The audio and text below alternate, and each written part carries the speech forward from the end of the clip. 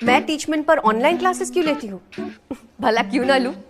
ये इंडिया का एक लौता प्लेटफॉर्म है जो 100% फ्री है, बिना किसी लिमिट के। और नई शुरुआत करने के लिए इससे बेहतर और क्या होगा? बस एक स्मार्टफोन चाहिए और सुहानी शर्मा की ऑल इंडिया इंग्लिश क्लासेस हो गई शुरू। इसीलिए तो कहते हैं कि टीचमेंट पर टीचिंग आसान है।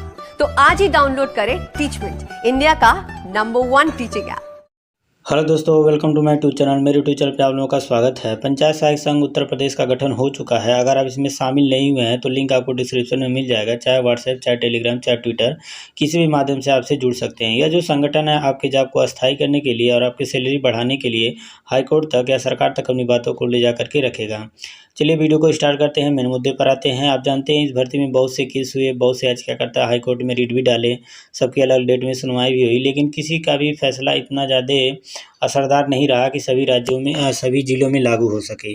तो उसी प्रकार की जो खबरें निकल के आ रही थी कि 14 तारीख में केस हुआ, 16 में सुनवाई हुई, हाईकोर्ट ने भर्ती पे रोक लगा दी।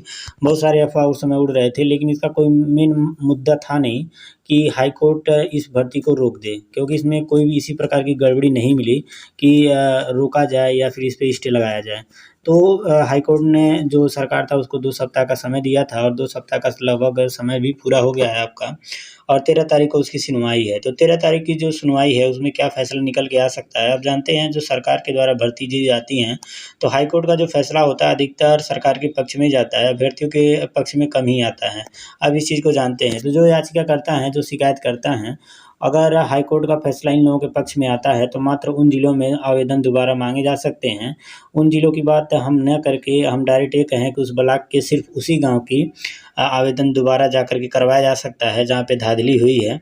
मात्र वहीं पर उस गाँव के उस ब्लॉक के उसी गाँव के दोबारा फॉर्म भरे जा सकते हैं। अन्य जिलों पे या अन्य ब्लॉकों पे उसका कोई भी असर नहीं देखने को मिलेगा।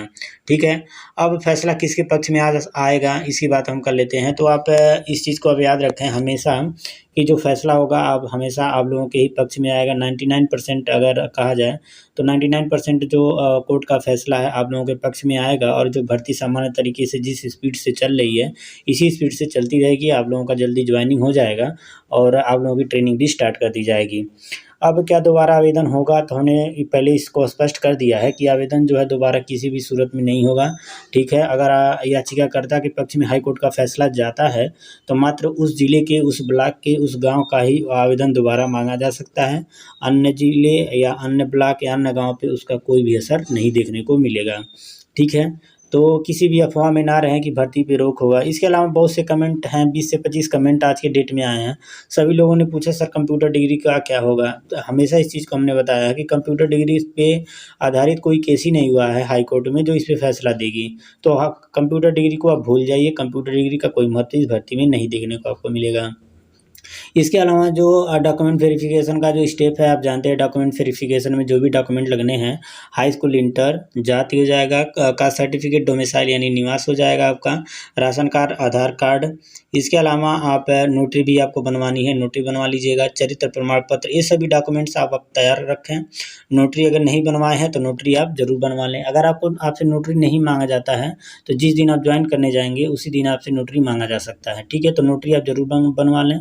और जितने भी डॉक्यूमेंट हैं सबकी 2-2 सेट में फ़ोटोकॉपी कराएँ, क्लियर और साफ़ सुथरा रहे, और उसी को अपने पास रखें। किसी भी समय आपको बुला करके आपके डॉक्यूमेंट वेरिफिकेशन करके आपको ज्वाइनिंग लेटर दिया जा सकता है। ठीक है, तो हाईकोर्ट का फैसला सभी जिलों में मान्य नहीं है, सभी जिलों में असरदार नहीं रहेगा, मात्र उन्हीं जिलों के मान्य होगा जहाँ पे याचिका करता है। ठीक है, तो इस भ्रम में आप मत रहिए कि हाईकोर्ट का फैसला आने के बाद ही सभी प्रोसेस पूरे होंगे, इसका कोई मतलब नहीं है। ठीक है, वीडियो देखने के लिए बहुत बहुत धन्यवाद।